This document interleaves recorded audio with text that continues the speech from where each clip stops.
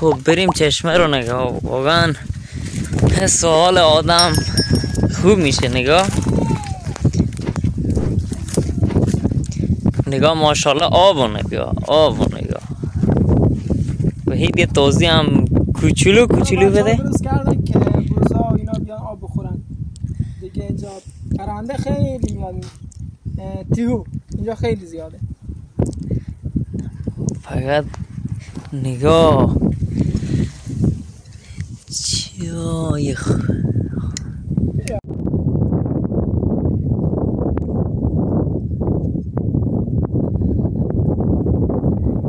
دوربر خودم رو نگاه کردم. یه لحظه با صحنه خیلی زیبا مواجه شدم. رفتم از نزدیک نگاه کردم، دیدم این سنگ رو با رنگ نقاشی کردن.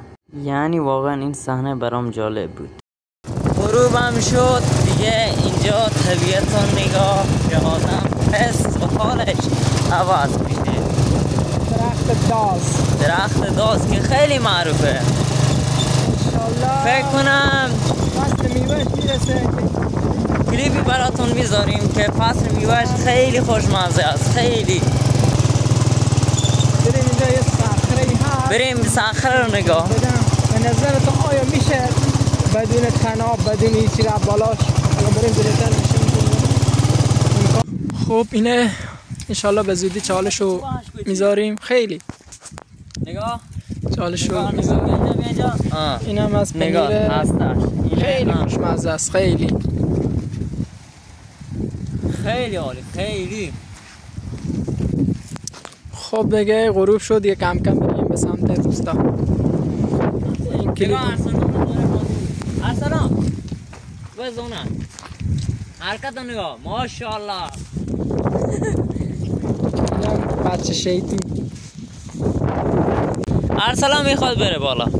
یک فیلم کوچیک انشالله بعد این کلیپ که میذاریمش یکی از بچه ها میاد بالا، میره بالا. ارسلان هم میخواد بره بالا. ارسلان با کجا میری؟ بریم ارسلان رو نگاه ببینیم میره بالا. ماشاءالله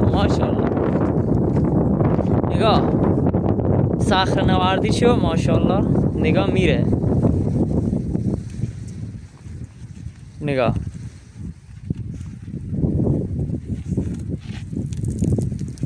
فقط نیافتی. تمام دیگه. لطفاً نظر بدید آیا کسی میتونه از این صخره بره بالا؟ از بچه ها میخوایم چالش برن. 3 نفر از بچه ها میخوان از این صخره برن بالا. چالش هیجان انگیز. فقط نگاه بریم. اینجا یه توضیح کوچیکی هم بدیم واسه درخت داس. خیلی چیز خوبه. نگاه ارسلان بریم. ارسل چه کن؟ روش زیر دست روش.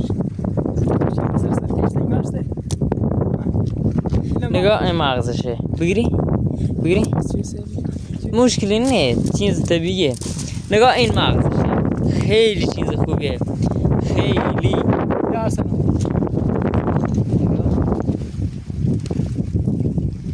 نگاه خوشمزه است. خیلی ارباب هم داره میخوره.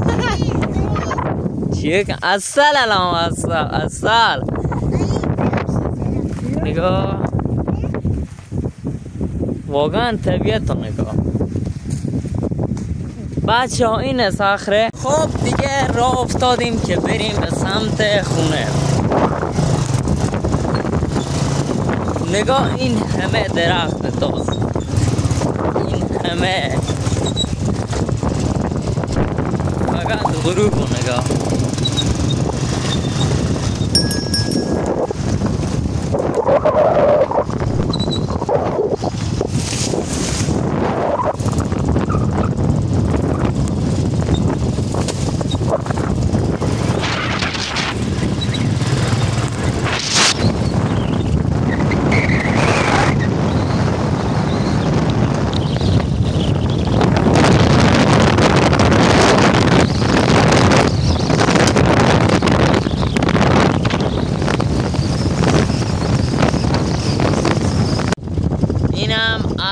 توده که نمیدونم کجاست. ما دیگه اونجا سرگرم شدیم نفهمیدیم تا آمدیم اینجا دیگه لامصب توده رو نگاه نمیدونم کجا میزنه.